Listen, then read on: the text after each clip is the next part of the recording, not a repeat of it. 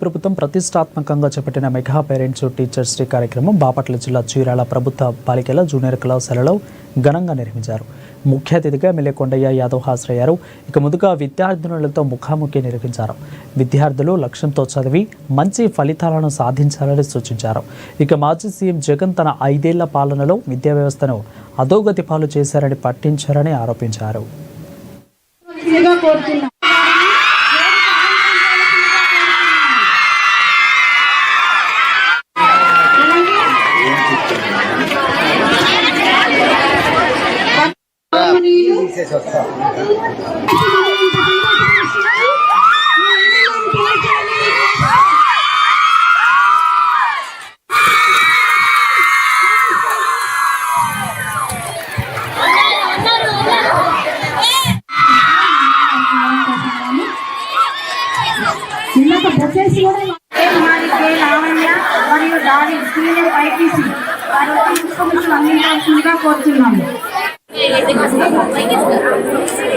Ward panchayat గౌరవనీయులు P Narayana గారు వేదిక అలంకరించవలసిందిగా కోరుచున్నాము.